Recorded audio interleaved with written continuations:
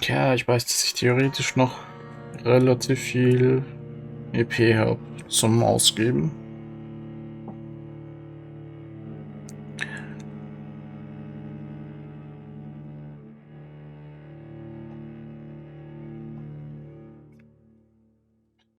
Aber wie gesagt, da habe ich ja ein bisschen Angst wegen den Auswirkungen für den Bezirken.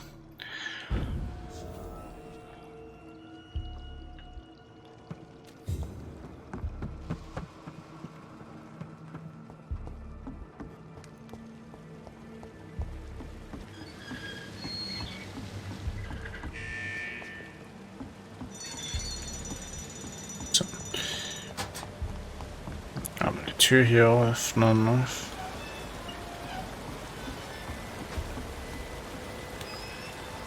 Diesmal weiß ich ja, dass wir gleich angegriffen werden.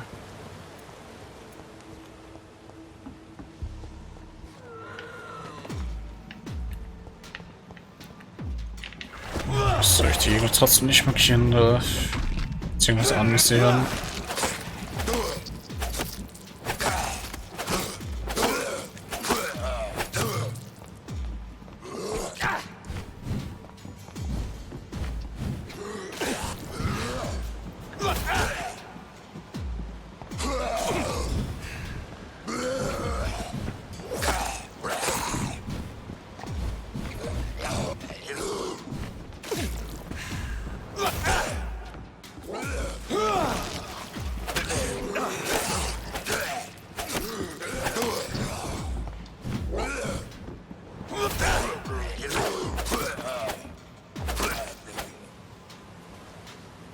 Okay. Geht ja. Alles weiß, dass sie nach einer Flamme kommen.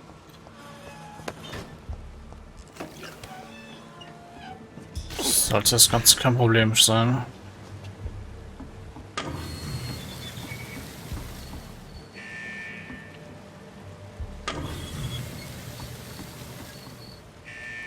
Keine Ahnung, was ich hier machen muss.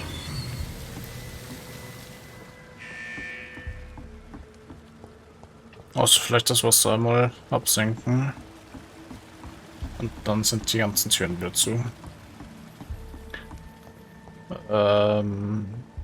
Die ist auch wieder zu, oder? Ne, die ist noch offen. Ich muss auch hier runtergehen. Okay. Okay. Dann habe ich sie richtig gemacht.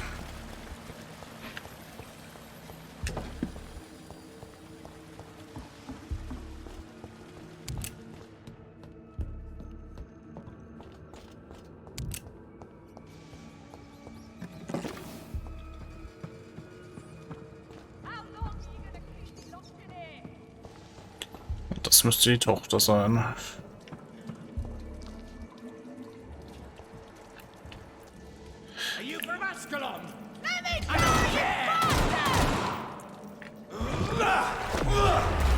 Die sich ja nur mit dem Fahrtstand gelegt hat.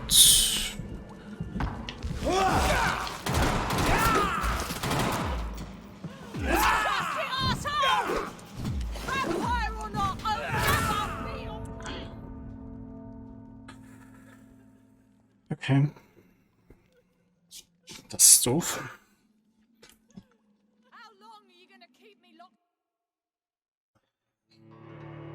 Aber ich konnte ihn auch gerade nicht analysieren. Ich habe es dreimal probiert.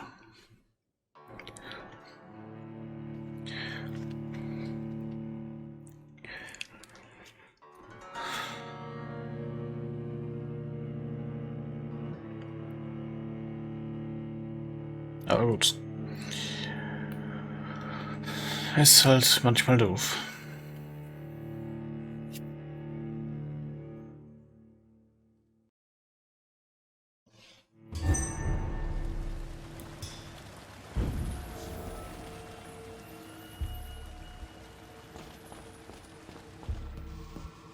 Nee, nochmal. Mehr oder weniger.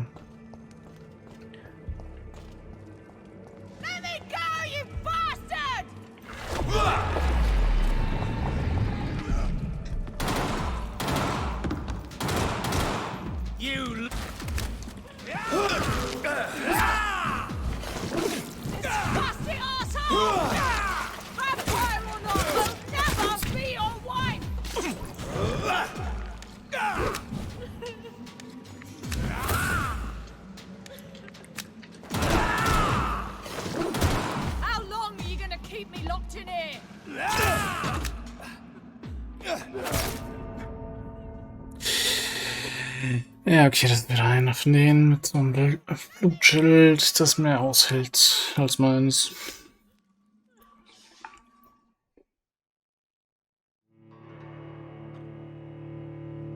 Was auch definitiv öfter einsetzen kann als ich.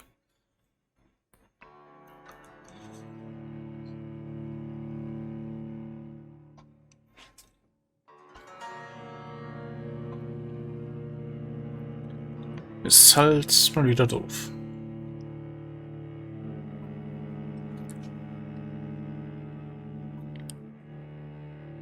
Vielleicht werde ich doch im nächsten Unterschlupf dann mal aufleveln.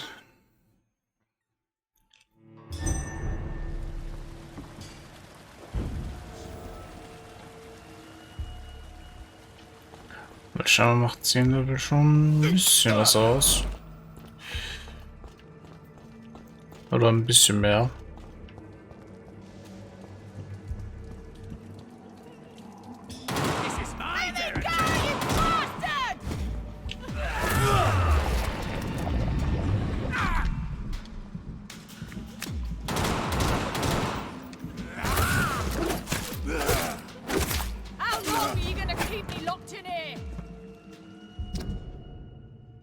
Jetzt gehört das Tagebuch.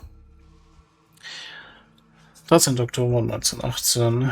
Ich habe eine strapaziöse Reise aus Manchester hinter mir. Strapaziös so. Und bin gerade in London angekommen. Die Stadt wirkt traurig und verzweifelt. Hier wird es nicht schwer, eine Frau zu finden, die dem Tod entrinnen will. Ich kann es gar nicht erwarten, meine Nachforschungen zu beginnen. Schon bald bin ich keine Jungfrau mehr. Am Sonntag, Oktober 1918. Die Zelle ist vorbereitet. Jetzt muss ich nur die richtige Kandidatin finden und sie hinschaffen. Es wird eine schöne und einfühlsame Frau mit sonnigem Gemüt sein. Ich habe meine Überzeugungskünste bereits in einigen Frauen ausprobiert und sie haben gewirkt. Jedenfalls meistens. Aber eine zukünftige Braut soll nicht unterwürfig sein. Ich will meine Macht nur einsetzen, um sie herzubringen. Dann werde ich ihr mein Vorhaben erklären und sie einwilligen lassen. Das ist wichtig. Mein Lady soll aus England will meine Frau für die Ewigkeit werden.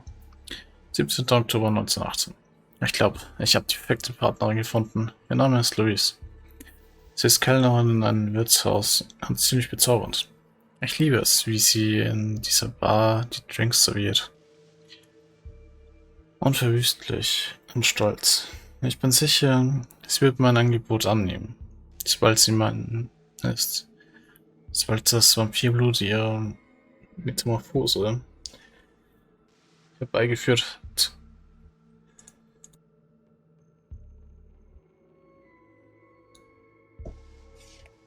Wird ihr Gesicht verhellen und ihre Namen werden verschwinden. Dann wird sie die makellose Schönheit sein, die momentan nur ich sehe. 18. Oktober 1918. Ich verstehe es nicht. Louise weigert sich mein Angebot. Warum? Ich habe ihr versprochen, dass ich sie nie zu etwas zwingen würde. Vielleicht lasse ich sie etwas hungern. Dann wird sie verstehen, dass ich ihre einzige Wahl bin. Ja klar, natürlich. Das ist definitiv nicht die richtige Herangehensweise. Miss Teasdale, are you all right? How do you know my name? Who are you? My name is Dr. Reed. I managed to track you down thanks to your father. So my father really was looking after me. This man, this vampire told me my father was dead. Is it true? I'm afraid so, miss. I'm so sorry for your loss. But you are free to go, as your abductor is no more. I suppose my jailer also killed my father, didn't he? Thankfully, he did not search your father's corpse, where I found his notes describing where he might find you. You should read them. I must find my father's body. He deserves a proper burial. Goodbye, Miss Teasdale, and be careful. Until we meet again. Natürlich.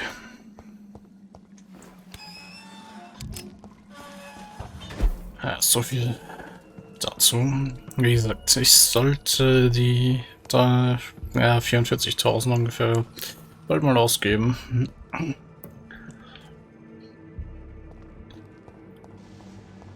Dann kommen ja auch die Leute mal zurück, die ich jetzt gehört habe. Oder denen ich gesagt habe, sie sollen zurückgehen in den Bezirk.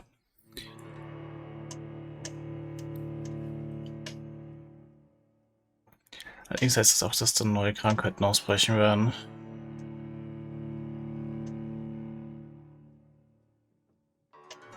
Und natürlich die Risiken im Bezirk ansteigen, da mehr Leute verschwunden sind.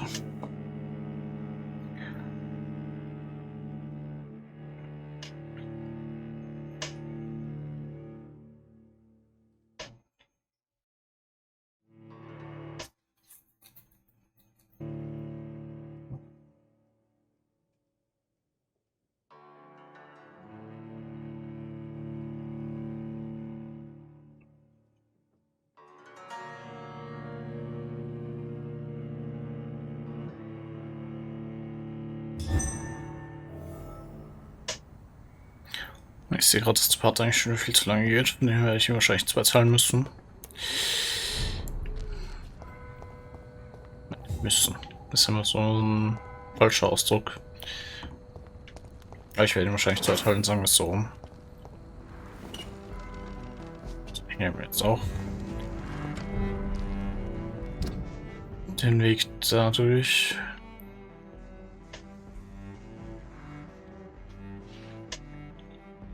Westerns nach Los. Das haben wir doch schon gemacht. Also, Moment, hier sind ja neue Einwohner vom Westland.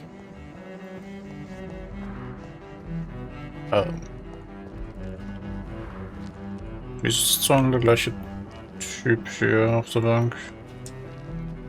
Good evening, sir. I'm Dr. Jonathan Reed. Do you need my help? Yes, please. Would you be kind enough to tell me what the time is? That's all you need to know. Well, is it not important to know?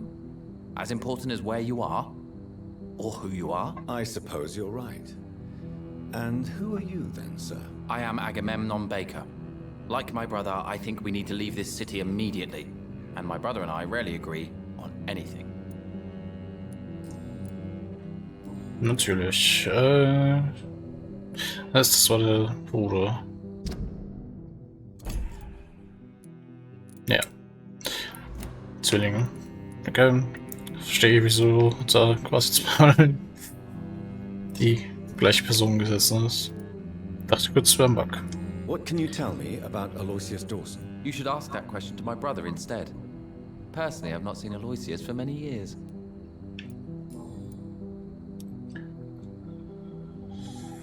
Ja, wie gesagt, ich muss den Part festhalten. Nehmen können wir da auch gleich ein paar Fragen stellen. May I ask why you've not gone already, if you're so exasperated by this long wait? I believe fear is holding us back. My brother would have said it's laziness, but it's just because he's prouder than I am. May I ask what you're doing outside at this hour of night? I don't know. You should ask my brother instead. It was his idea in the first place. You must have your own ideas. From what I have managed to understand, I guess we're supposed to wait here. Waiting for someone to come. Okay. Hört sich nicht sehr überzeugend an. What can you tell me about this part of town? It's the only place I've considered myself happy. Or at least that's what I believe. Unfortunately, it's time to leave. Why is that? Because I'm not feeling happy here anymore. Are you?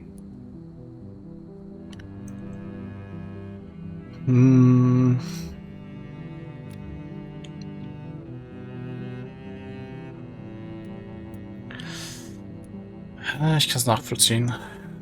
No, I'm not. Good for you. It's a good thing to have a clear idea of where you stand concerning crucial questions. Don't you think?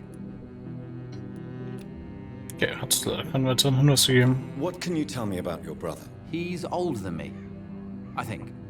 But the important thing is that I really hope I'll die before him. Grief would just kill me. you know? Is that all? Pericles is very attached to this city, and without my insistence, he would never leave this place. We don't often agree on anything, you see? Ja, das hat er schon gesagt. Who are you waiting for exactly? The more I think about it, the more I believe it's not exactly a person we are waiting for. But what else could it be then? I don't know. A feeling? An event? An impulse? How can I tell? Something that would allow us to leave this trap. I'm afraid I'm not following you. What kind of trap are you talking about? Have you ever felt like life trapped you in a role that does not fit you? That you're not in your place? That sort of trap. Trap? And you think leaving London will free you? At least it will give us the chance to be free. That's more than our present situation. Hope, Doctor. Hope is what truly drives mankind.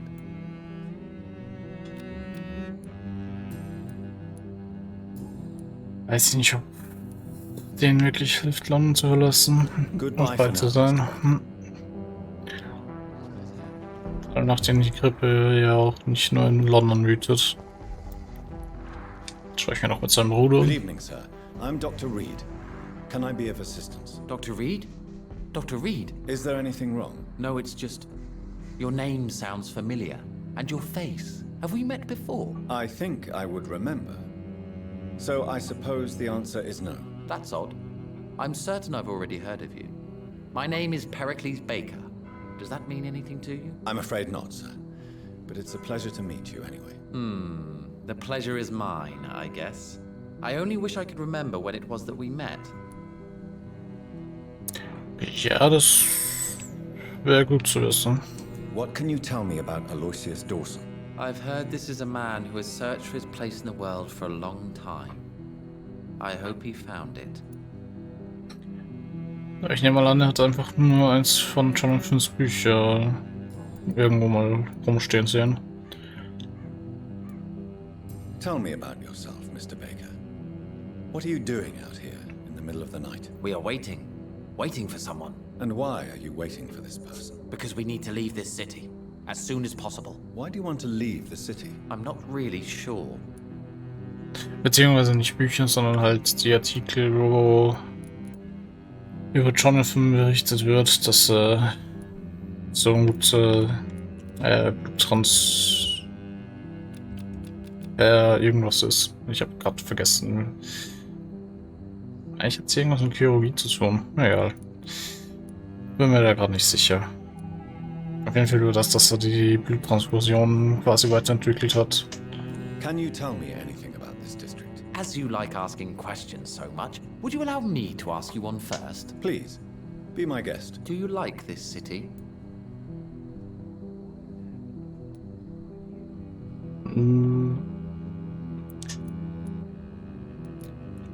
Ich sag zu ihm jetzt einfach mal, dass wir es nicht wissen. I don't know. I was born and raised in London, but I feel like a stranger here recently. You didn't answer my question, sir. But I don't blame you. Perhaps it's better that way.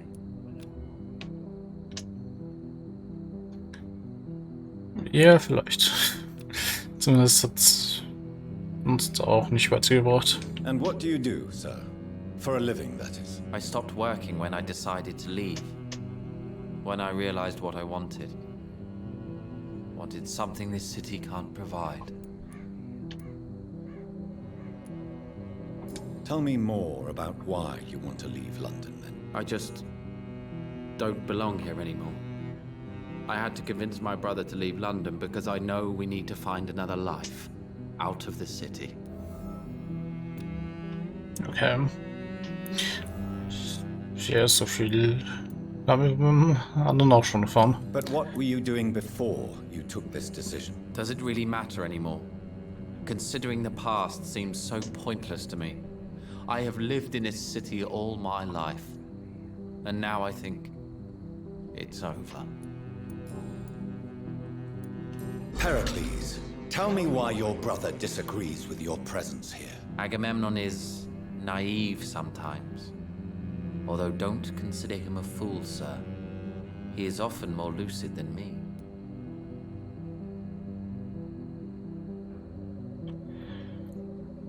Ja, sie sprechen trotzdem genau beide in fast denselben Rätseln. At least you both have the same difficulty explaining what you're doing, and for what reason. But is that not a common problem for all mortals?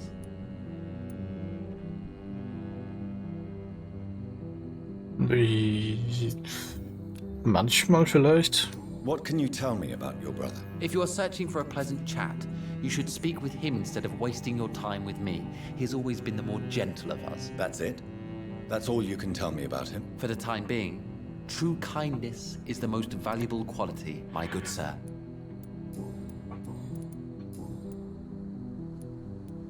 Who are you waiting for? I'm sure he has a name. I really can't answer that question, since I don't know that person. And why is that? This person is mostly my brother's acquaintance. I don't even know his real name. Only that this man could help us leave this city once and for all. But why would you need this person's help to leave London anyway? Well, I thought we should have left this cursed place already, but my brother convinced me to stay a while longer, and here we are. Okay. Also die Brüder geben sich gegenseitig die Schuld, beziehungsweise sagen sie genau die gleiche Aussage, dass keiner von ihnen die Person kennt, auf die sie warten. Goodbye, Mr. Baker. Aber bei ihm ist noch eine neue Antwort. Hello again. Nö. Goodbye. Okay. Verwirrend. Da hinten liegt Blut. Hier unten auch noch einer.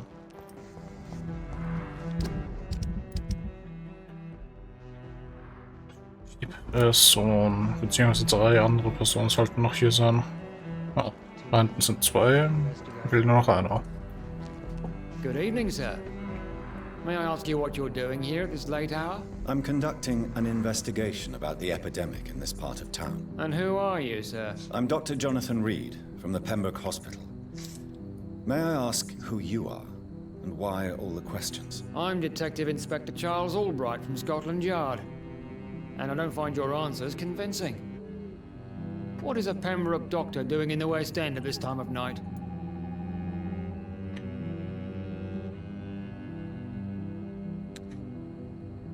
Wieso sollten wir jetzt sagen, dass wir vom Ascalon Club kommen?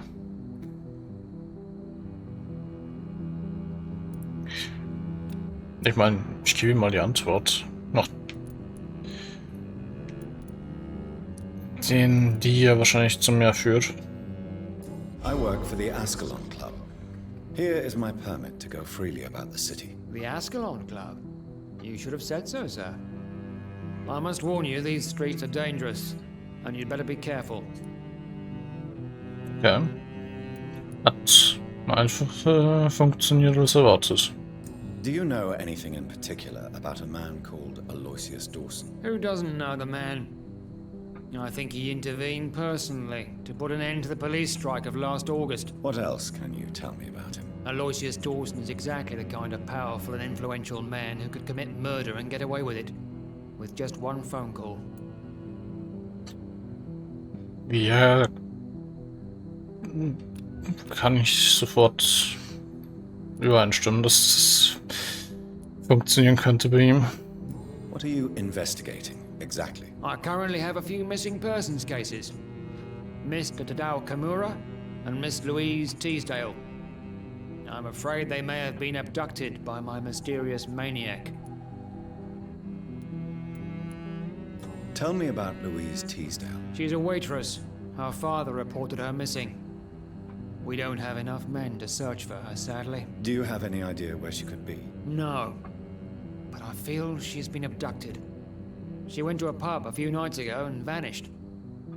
I thought about the sewers, but I'm not equipped for such an investigation. Ja, die haben wir ja schon gerettet. Aber Mr. Kimura?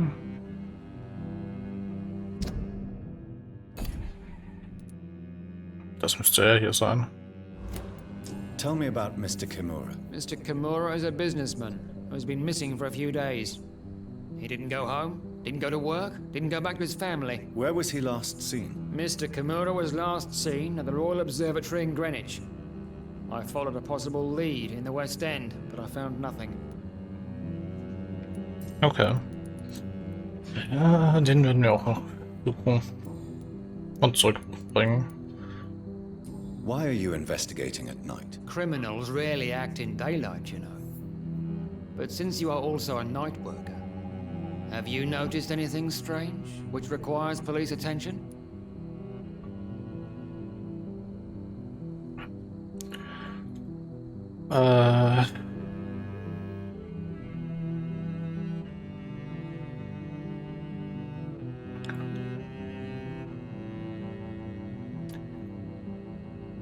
Jawohl. Schwarz-Schwickeln.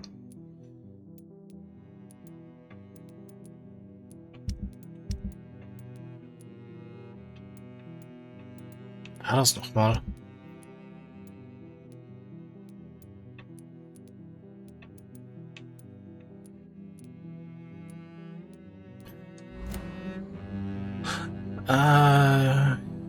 Das war der Typ von von dem Wächter. Mit Geoffrey McKellen.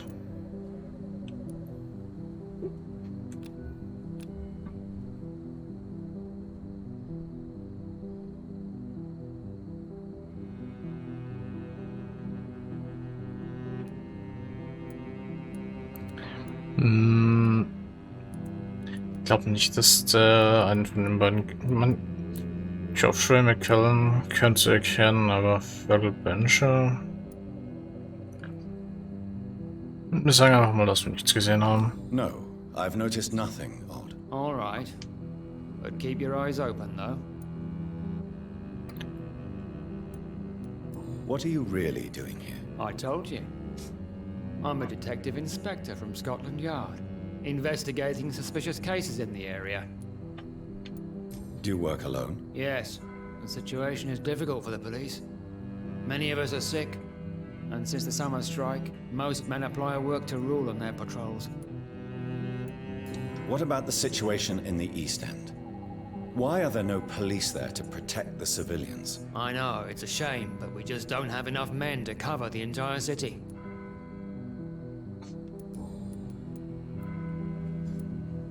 Ja, das ist sicher scheinbar nichts machen. What can you tell me about this district? I'm the one asking questions, especially when there's a killer on the loose. What killer? I'm not going to discuss that with the civilians, sir. Haven't I told you about the investigation I'm conducting? Perhaps I could help you. All right, without giving you too much information, I'll tell you this. I'm convinced there is a homicidal maniac on the loose, using the epidemic to disguise his kills. Ja, genau das gleiche machen wir auch quasi. And what about the epidemic? We both know the situation is critical, don't we, Doctor? Colleagues of mine die almost every day.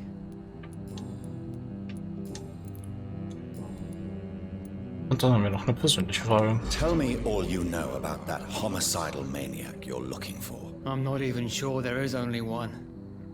The wounds are always the same, but the modus operandi varies.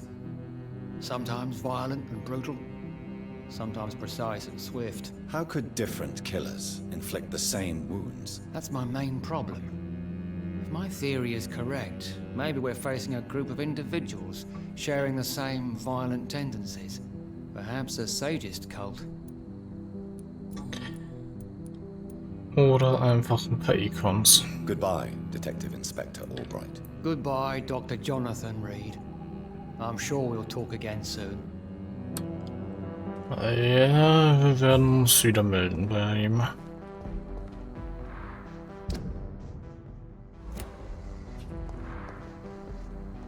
Na gut. Allerdings, bevor ich die zwei Parts jetzt noch länger mache, will ich sie an der Stelle auch schon beenden. Ich danke euch fürs Zusehen. Lasst eine Wertung da, was euch gefallen hat. Wenn nicht, das halt, könnt ihr gerne ein Abo lassen. Und ich hoffe, wir sehen uns in der nächsten Folge von Vampyr wieder. Ciao.